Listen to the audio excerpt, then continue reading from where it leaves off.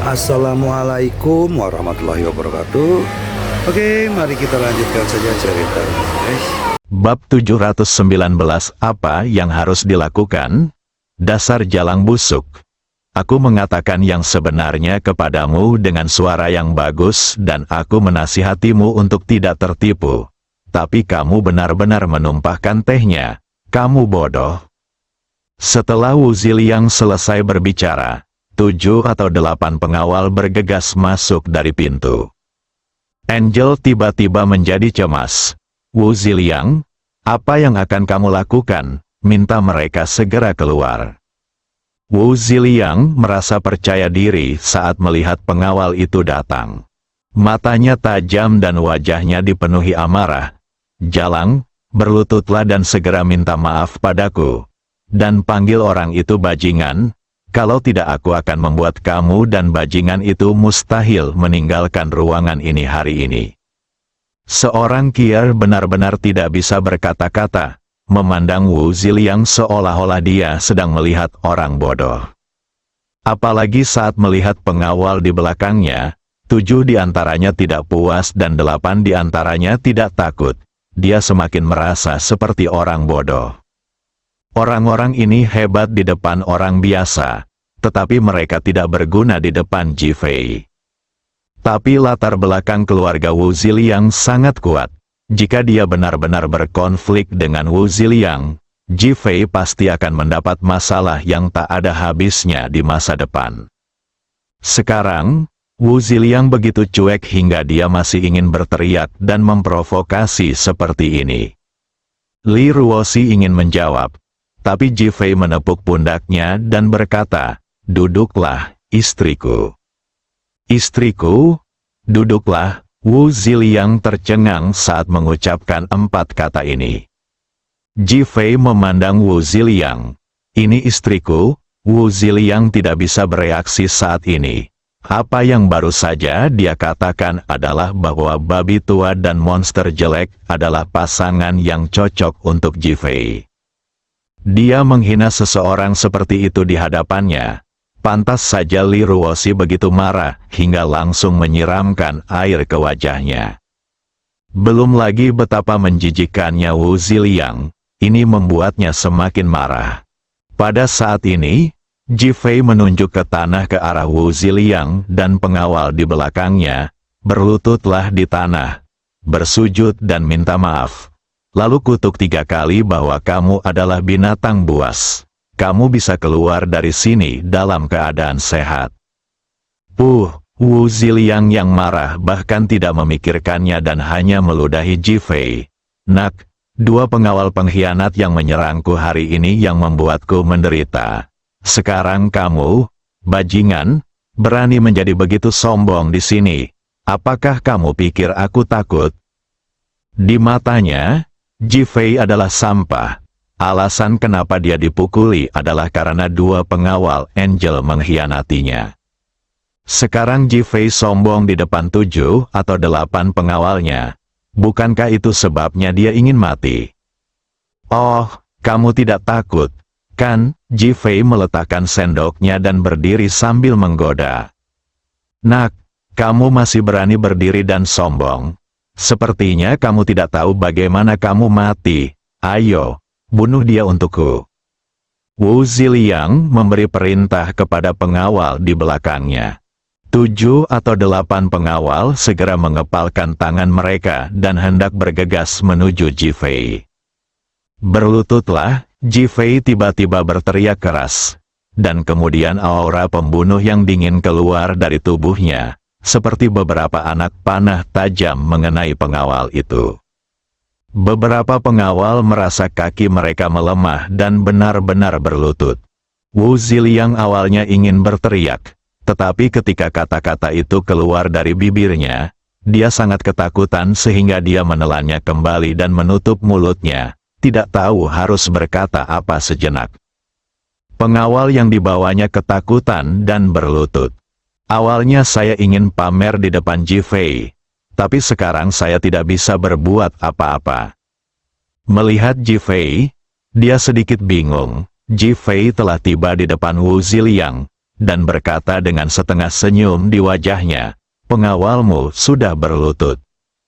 Saya, Wu Ziliang masih hendak berbicara, tetapi ketika dia melihat mata Ji Fei, dia langsung merasa seolah-olah ada beban tak terlihat menekan bahunya. Dia sangat ketakutan hingga kakinya melemah, dan dengan sentakan, dia juga berlutut tanah.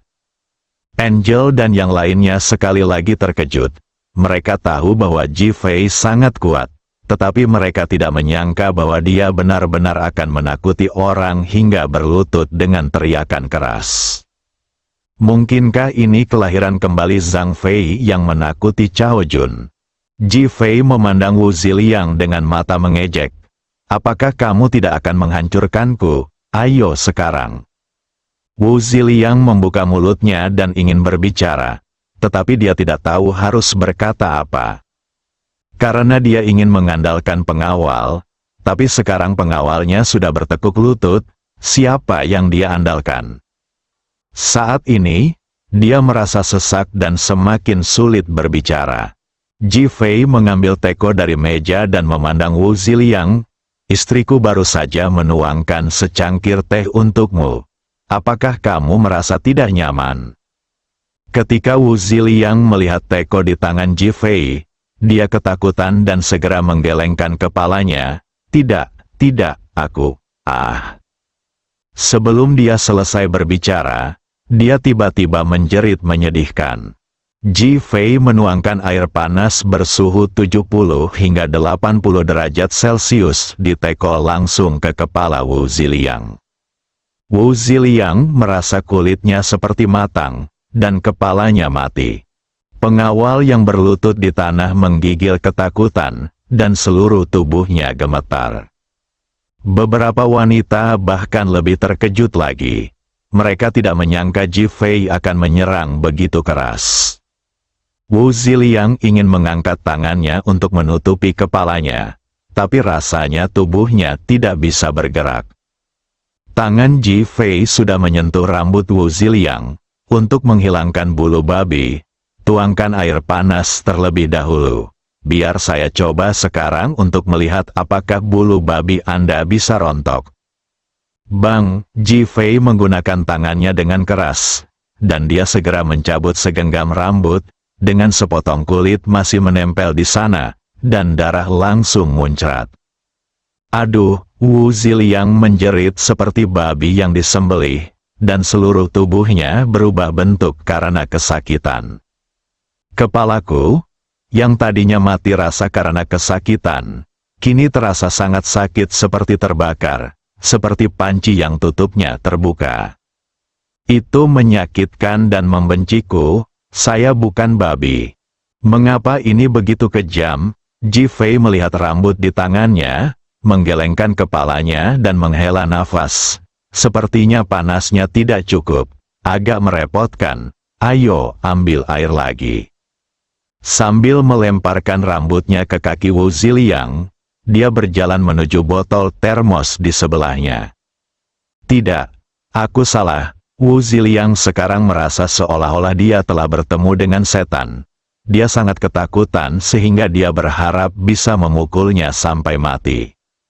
Saya telah melihat orang yang kejam, tetapi saya belum pernah melihat orang yang kejam seperti Ji Fei. Dia sekarang percaya bahwa Ji Fei bisa melakukan apa yang dia katakan. Ini sungguh mengerikan. Ji Fei berhenti, menundukkan kepalanya sambil tersenyum, mengangkat tangannya dan menepuk kepala Wu Ziliang yang merah dan bengkak. Apakah menurutmu wajahmu terlihat seperti kepala babi? Wu Ziliang memandang Ji Fei di depannya. Meski wajahnya penuh senyuman, dia tidak bisa merasakan kelegaan sama sekali. Takut, grogi, tetapi tanpa emosi apapun, dia mengangguk cepat. Ya, saya terlihat seperti kepala babi. Patah, Ji Fei tiba-tiba menamparkan tangannya. Itu bukan patung, itu kepala babi. Ah! Pipi Wu Ziliang terasa panas dan nyeri, dan dia menjerit. Bang, Ji Fei meraih pakaian Wu Ziliang dan tiba-tiba meraihnya, Bang, dia mengangkat tangannya dan menamparku lagi. Ah, luka di wajah Wu Ziliang yang baru saja dirawat langsung terkoyak dan darah mengucur. Kamu berani menyebut istriku babi? Dia monster jelek. Aku akan menjadikanmu babi, monster jelek, agar orang tuamu tidak mengenalimu. Bang, Ji Fei mengangkat tangannya dan menamparnya beberapa kali. Ah, Wu Ziliang melolong sedih. Bang, Ji Fei melemparkan Wu Ziliang ke tanah dan memandang pengawal lainnya, naik dan beri dia 2 tamparan masing-masing. Pengawal itu gemetar ketakutan dan menatap Ji Fei dengan mata terbelalak, mengira dia salah dengar. Ini adalah tuanmu sendiri, hasilkan uang sendiri. Tapi melihat ekspresi wajah Ji Fei yang tidak perlu dipertanyakan lagi, dan memikirkan apa yang baru saja dilakukan Ji Fei, dia tiba-tiba terlalu takut untuk berbicara. Sesaat kemudian, dia mengangguk cepat. Pengawal yang dekat dengan Wu Ziliang adalah orang pertama yang berdiri dan berjalan. Wu Ziliang dipukuli dengan sangat menyakitkan. Namun dia masih terjaga dan dapat mendengar dengan jelas. Kamu, jika kamu berani memukulku, aku akan mengusirmu. Bang, pengawal itu mengangkat tangannya dan menamparnya 2 kali. Bahkan jika kita tidak dipecat, kita harus pergi sendiri. Pengawal lainnya juga langsung mengerti bahwa jika mereka gagal melindungi Wu Ziliang, keluarga Wu pasti akan marah dan mereka tidak akan mendapatkan hasil yang baik. Hanya ada satu pilihan, sekarang keluar dengan selamat. Ketika saya melihat yang pertama dipukuli, saya langsung berhenti ragu-ragu. Segera, seseorang berjalan mendekat dan menamparnya 2 kali. Wu Ziliang berguling-guling di tanah dan berteriak seperti anjing. Dia merasa seperti dia benar-benar akan menjadi babi sekarang. Dalam sekejap mata, Wu Ziliang dipukuli dengan sangat parah hingga dia berubah menjadi kepala babi.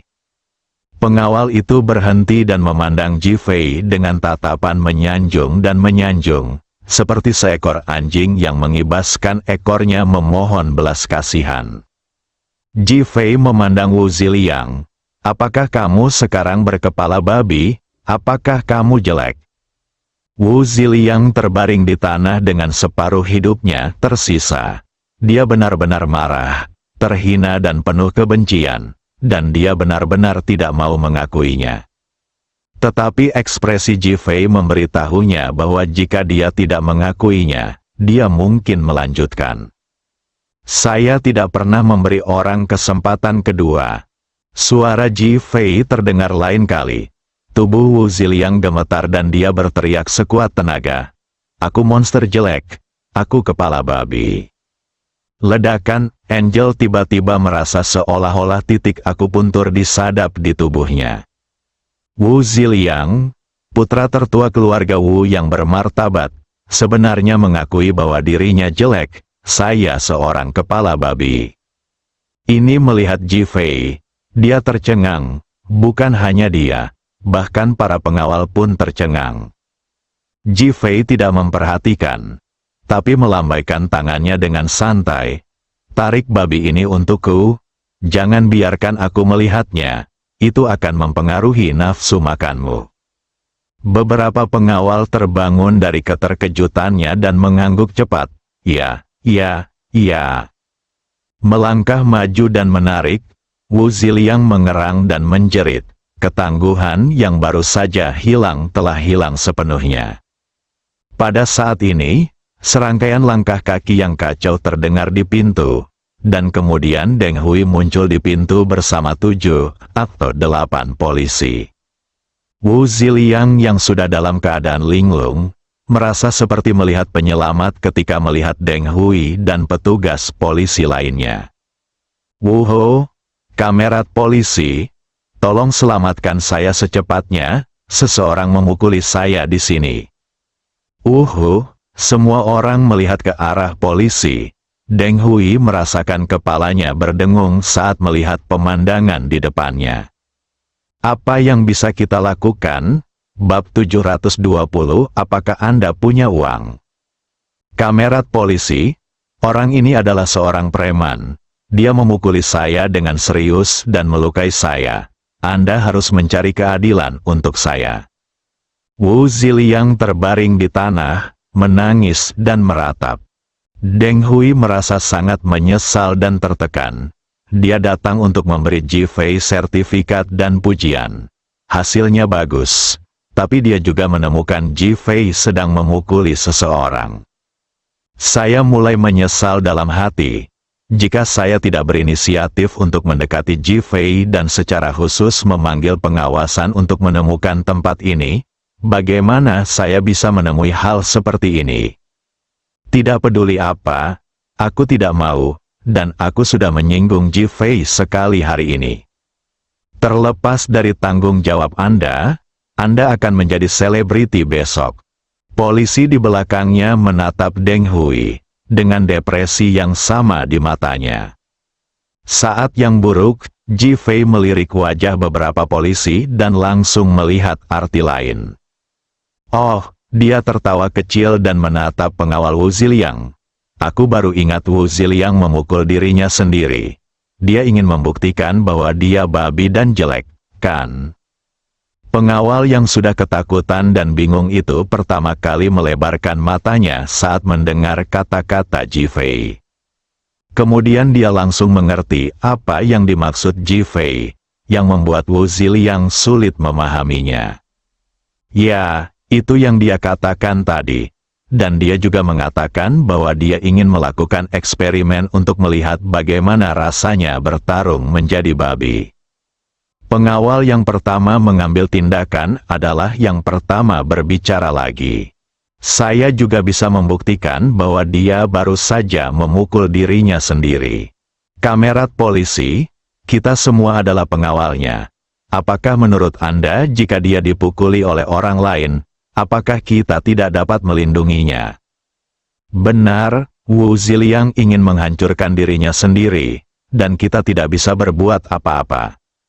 Beberapa pengawal di lokasi kejadian mulai berdiri satu demi satu untuk membuktikan bahwa Wu Ziliang telah memukulinya. Wu Ziliang, saya bingung sekarang, pengawalnya telah memukulinya, dan sekarang dia berdiri untuk berbicara mewakili Ji Fei, yang membuatnya benar-benar tertekan. Tidak ada bukti untuk menuntut Ji Fei, kali ini dia menjadi bahan tertawaan. Dia segera melihat ke arah An Kier. Kamu baru saja melihat dengan jelas bahwa aku dipukuli oleh Ji Fei. Kamu harus memberikan kesaksian kepadaku. Memikirkan hubungan antara keluarga Wu dan keluarga An, Wu Ziliang sangat percaya diri. Angel pasti akan bersaksi. Tanpa menunggu Angel berbicara, dia menatap pengawal itu dan berkata, "Kamu pengkhianat. Kamu selingkuh dan mengkhianatiku, tunggu sampai aku menghukummu." Menurutnya, Angel akan membela dan bersaksi untuknya, baik itu hubungan kedua keluarga maupun hubungan dengan agennya. Namun, kamerat polisi, tolong kirim Wu Ziliang ke rumah sakit keempat Ninjiang untuk pemeriksaan secepatnya, sepertinya dia punya masalah di sini. Wajah cantik Angel menunjukkan kegelisahan dan kegugupan, dan dia menunjuk ke kepalanya. Dia tidak mengatakan bahwa Wu Ziliang memukul dirinya sendiri, tetapi dia mengatakan ada yang tidak beres dengan kepala Wu Ziliang. Ji Fei memandang Angel dan hampir tertawa. Saya tidak menyangka dia memiliki sisi yang fleksibel dan cerdas. Dalam pandangan Ji Fei, perilaku Wu Ziliang merupakan masalah pada otaknya. Kalau tidak ada yang salah dengan kepalanya, kenapa dia begitu mudahnya macam-macam denganku? Apa ini kalau tidak bodoh? Juga, dia dipukuli oleh pengawalnya sendiri. Tidak peduli kapan dia mengatakan hal semacam ini, itu akan menjadi hal yang memalukan. Dahi, Wu Ziliang merasa kepalanya berdengung. Dia tidak pernah mengira An Kier akan mengatakan hal seperti itu. Dengan wajah penuh amarah, dia menatap tajam ke arah Angel. Kamu Kamu sebenarnya bilang ada yang salah dengan kepalaku. Angel tidak memiliki simpati sedikit pun. Wu Ziliang, mengingat situasi Anda saat ini, saya telah memutuskan untuk memecat Anda, seorang agen dengan masalah otak. Saya tidak berani menggunakannya lagi. Wu Ziliang merasakan kepalanya mulai berdengung, dan wajahnya penuh amarah dan keengganan. Dia menatap Angel. Kalian berkolusi untuk menindasku dan menjebakku. Hati Angel penuh dengan penghinaan. Dia bodoh, dia berinisiatif membuat masalah, dan dia masih mengatakan ini. Namun, aku sangat bahagia di dalam hati, dan bahkan merasa lega. Aku tidak pernah bisa menemukan kesempatan untuk mengusir Wu Ziliang dariku, dan hari ini aku akhirnya mendapat kesempatan bagus. Dia sengaja mendengus. Saya tidak tahu apa yang Anda katakan, saya hanya menjelaskan situasinya secara realistis. Mendengus, Angel, jika kamu berani memecatku, apakah kamu yakin aku akan membuat keluargamu terlihat jelek? Tujuan Wu Ziliang adalah untuk menggulingkan An Qier, tidak hanya gagal, tetapi dia juga dipecat karena dikatakan memiliki masalah otak, di mana wajahnya akan ditempatkan di masa depan, di mana mereka meletakkan wajah keluarga Wu. Saya tidak bisa menahan diri untuk tidak marah. Angel sedikit marah karena diancam, namun terdiam beberapa saat. Ji Fei mencibir dan berkata, Wu Ziliang, saya ingin tahu bagaimana Anda tahu kami makan di sini. Bisakah Anda menjelaskannya kepada saya? Mendesis, Angel hanya terkesiap. Ya, dia dan Ji Fei memutuskan untuk makan secara mendadak, dan Ji Fei menemukan tempat ini secara acak. Bagaimana Wu Ziliang bisa menemukannya? Li Ruoxi dan yang lainnya juga memandang Ji Fei dengan rasa ingin tahu. Ji Fei memandang Angel dan mengulurkan tangannya. Berikan ponselmu. Angel bingung, tapi segera memberikannya pada Ji Fei. Ji Fei mengambil telepon dan memandang Wu Ziliang. Bisakah Anda menjelaskan untuk apa perangkat lunak pemantauan di telepon? Tubuh Wu Ziliang bergetar, dan tanpa sadar seluruh tubuhnya bergetar. Melihat Ji Fei, wajahnya penuh kejutan. Ekspresi Angel berubah drastis dan dia menatap Ji Fei. Kamu bilang ponselku dipasang program kuda Troya. Ji Fei mengangguk. Tentu saja, kalau tidak, bagaimana dia bisa menemukanmu dengan mudah? Wajah cantik seorang Qier tiba-tiba menjadi pucat. Wu Ziliang, apa yang terjadi? Sebagai seorang bintang, privasinya harus dijaga kerahasiaannya. Wu Ziliang sebenarnya memasang program kuda Troya pada dirinya sendiri. Ketika dia memikirkan tentang beberapa foto pribadinya, dia merasa punggungnya akan menjadi dingin. Memikirkan hasil terburuknya, Angel menjadi sangat marah. Wu Ziliang juga tercengang. Dia tidak menyangka Ji Fei bisa melihat ini. Dia memang menemukan seseorang untuk menginstal program kuda Trojan hanya untuk memantau Angel. Sekarang Ji Fei telah mengungkapnya. Jika ini menyebar, dia akan mendapat masalah. Bagaimanapun, Anjia bukanlah keluarga biasa, tidak, sungguh tidak. Wu Ziliang menggelengkan kepalanya dengan cepat dan berkata, Deng Hui yang berdiri di depan pintu karena malu akhirnya tidak lagi merasa malu kali ini. Seseorang berani mengawasi Putri An Wendong. Melambaikan tangannya, seseorang, ambil kembali Wu Ziliang ini dan selidiki. Ya, segera, seorang polisi maju dan memborgol Wu Ziliang dengan sekali klik. Lepaskan aku Wu Ziliang dari keluarga Wu.